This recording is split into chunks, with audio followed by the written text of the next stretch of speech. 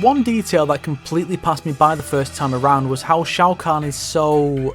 let's not mince words here. He's fucking retarded. The decisions he makes in the game are so obviously bad, you have to wonder how he ever kept his empire together this long, or how he even got it started in the first place. I'd like to cover two particular examples of his extreme stupidity, but know that these aren't the only bad decisions he makes, merely the two that stand out the most. The first is when Kitana reports Shang Tsung for creating Mileena. Remember, as far as Kitana is concerned, Shao Kahn is her somewhat loving father, and is completely unaware of any of this.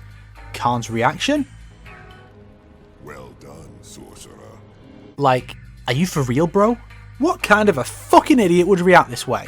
Not only does he make it clear Mileena was made on his orders, or at least with his express permission, he also then goes on a tirade about how he isn't Kitana's real father, and how he personally killed him. So of course she turns against him and her best friend Jade goes with her. What the hell did he expect was going to happen? And then, just to compound on this stupidity, he has her sent to the tower for later transfer to the arena for execution, guarded by a person who was already proven to be a failure in such a role when she had backup.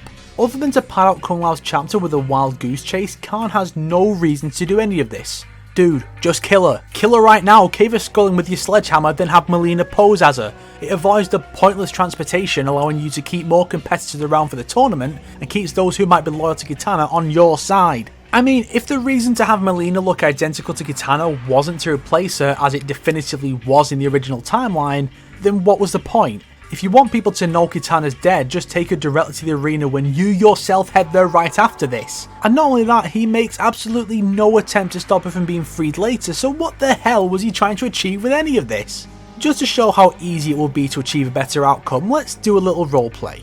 Imagine, if you will, that I am the big bad Emperor of Outworld.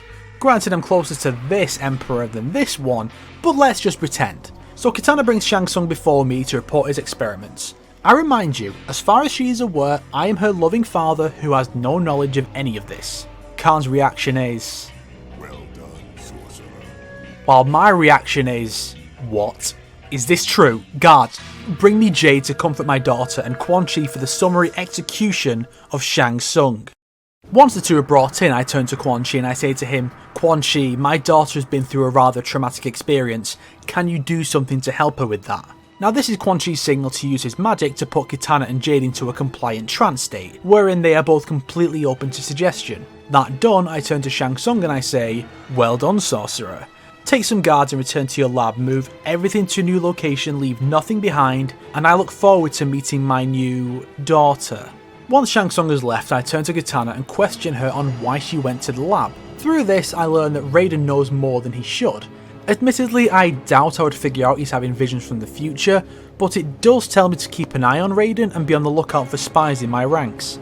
I then use Kitana and Jade's current state to rewrite their memories. I tell them that Mileena is Kitana's younger twin sister, who has been sickly for many years after being cursed by an Earthrealm warrior, but she is now recovered and ready to resume serving me alongside her sister and Jade. As a result, Kitana and Jade accept Mileena's presence, Kitana develops an intense animosity towards Earthrealm for what they did to her sister, and I keep both her and Jade loyal to me. You see how easy that is? But let's try another scene. Let's try the final rounds of the tournament. By the time Liu Kang and Kung Lao return, Smoke has already lost and Johnny Cage is in the process of jobbing to Ermac. Sonya, Jax, Sub-Zero and the Cyborgs have all left Outworld, thereby presumably disqualifying themselves. The only warriors left to oppose Outworld at this juncture are the two monks and Raiden, who can't compete unless directly challenged, and he obviously will not be. Kung Lao beats the Deadly Alliance and Kintaro before Kahn outright murders him. Liu Kang then attacks Kahn and we all know how it goes from there. Put me in Kahn's place and I stick to my established characterization as a patient man by throwing my remaining warriors at Kung Lao until he's worn down and killed.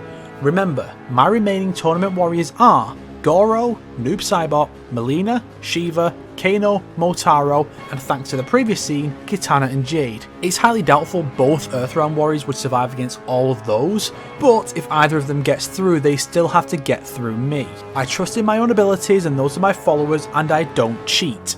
But what if I did? Imagine for a minute that I do murder Kung Lao. Liu Kang is enraged and attacks. I simply say, touch me, and Earthrealm forfeits. It's that simple. It's my tournament, my rules. If Liu Kang touches me before he beats all of my remaining warriors, Earth loses. Do you see how easy it would be to achieve a much better result than what Kahn does through his stupidity? All that aside though, I still have two other major gripes with Kahn in the game.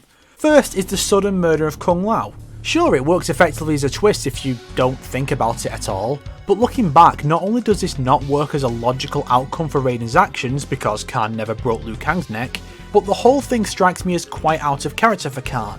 Yes, Kahn is the merciless emperor of Outworld, but he is also characterised as a patient man. He schemes, he waits. He slowly poisoned Onaga to become the emperor to begin with. He's waited 2 consecutive 9-win streaks totaling 950 years. He then makes a challenge against Raiden which isn't against any rules, setting up his own tournament with raised stakes. It's only after this fails that he invades, and in the original timeline, that invasion was legal because of the Sindel loophole. So you see, Kahn has always been very patient with his schemes, so cheating like this shows a great amount of insecurity on Kahn's part and doesn't fit with his established character.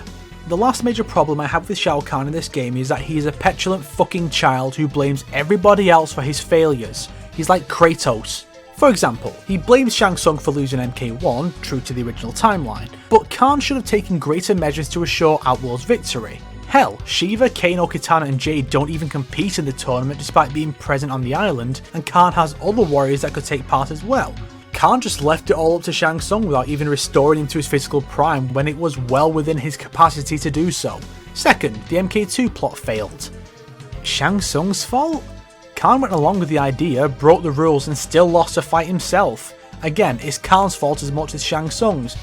He probably blames Shang Tsung for the stuff with Kitana as well, which, as I've already illustrated, was entirely Kahn's fault.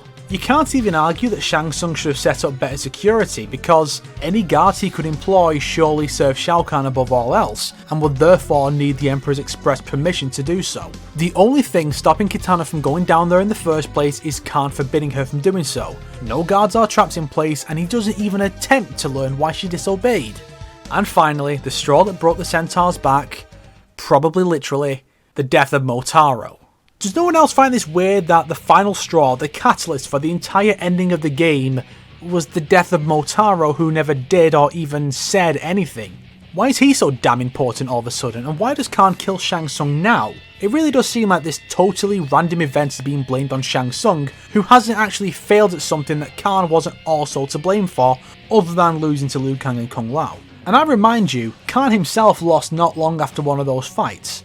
You know, for a game that glorifies the classic villain by making him the be-all, end-all ultimate threat, even above the collapse of all reality, they certainly do a piss-poor job of making him seem threatening. It's official. I suck.